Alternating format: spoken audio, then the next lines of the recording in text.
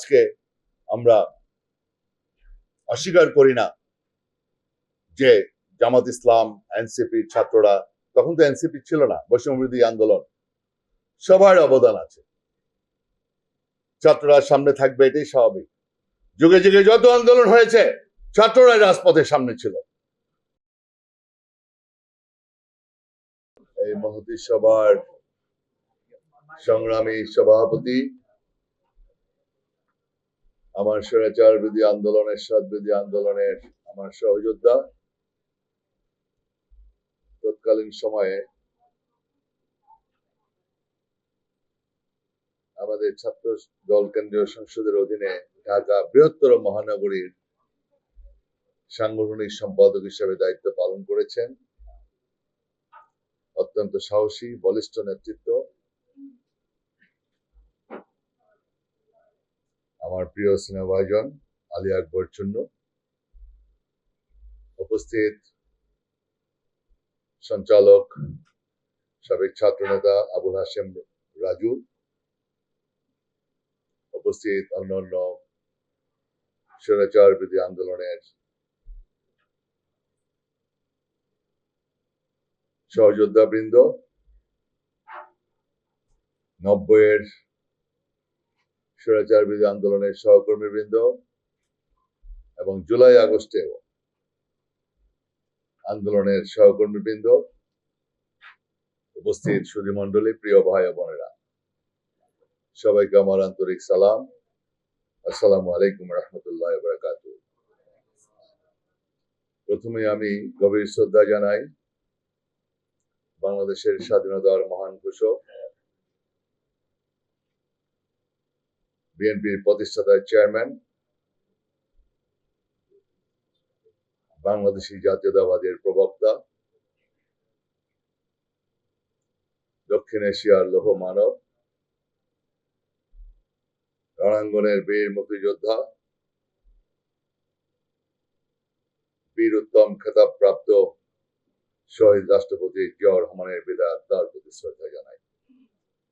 আমি শ্রদ্ধা জানাই শহীদ জিয়ার উত্তরসূরি,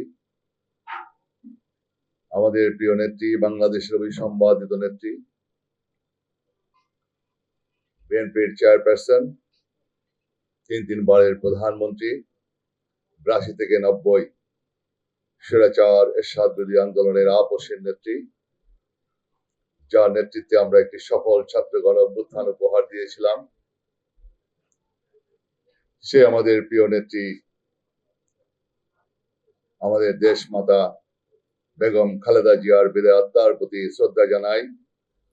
শহীদ জিয়া এবং বেগম খালেদা জিয়াকে আল্লাহ রাব্বুল আলামিনের যেন জান্নাতের সর্বোচ্চ মাকাম দান করেন।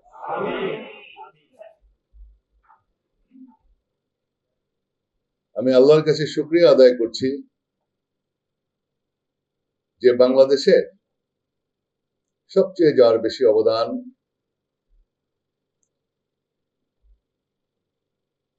যে নেতা শহীদ জিয়ার জ্যেষ্ঠ সন্তান, সবচেয়ে গণতান্ত্রিক আন্দোলনে যার সবচেয়ে বেশি অবদান, আপসের নেত্রী দেশনেত্রী বেগম খালেদা জিয়ার জ্যেষ্ঠ সন্তান, যে দলটি সবচেয়ে বেশি নির্যাতিত, বিগত 17 বছর সবচেয়ে বেশি নির্যাতন সহ্য করেছে, যে জিয়া পরিবার সবচেয়ে বেশি দুর্ভোগ কাটিয়েছেন, সেই জিয়া পরিবারের একমাত্র উত্তরসূরি, আমাদের আগামী দিনের ভবিষ্যৎ, এই জাতীয়তাবাদী শক্তির কাণ্ডারি, আমাদের মাননীয় প্রধানমন্ত্রী, যাকে নিয়ে আমাদের আশা ভরসা, বাংলাদেশের 20 কোটি মানুষের আশা ভরসা,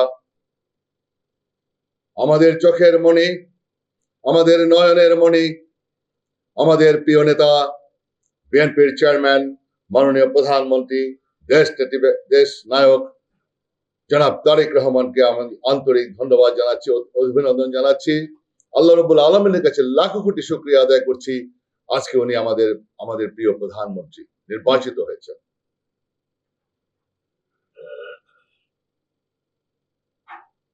আজকে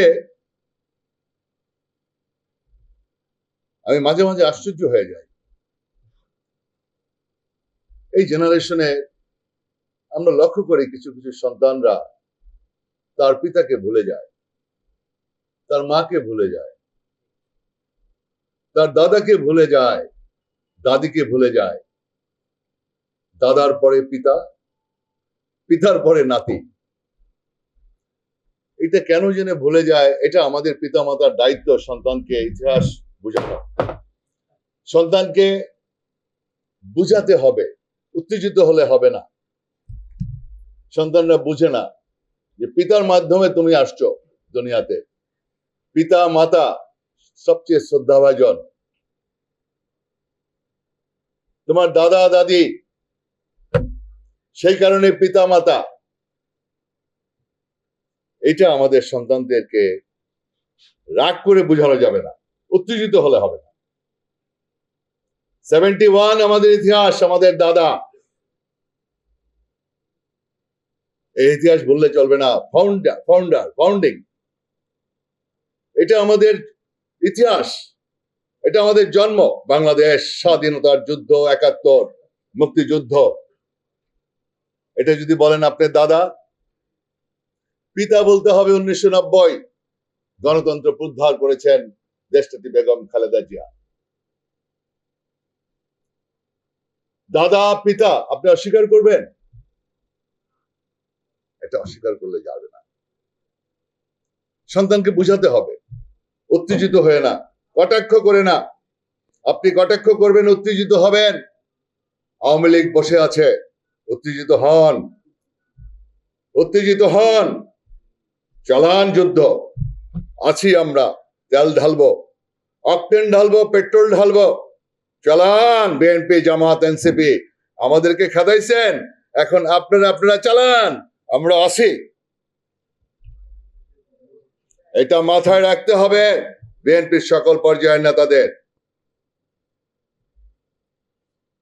আরে ভাই, আমরা তো বড়।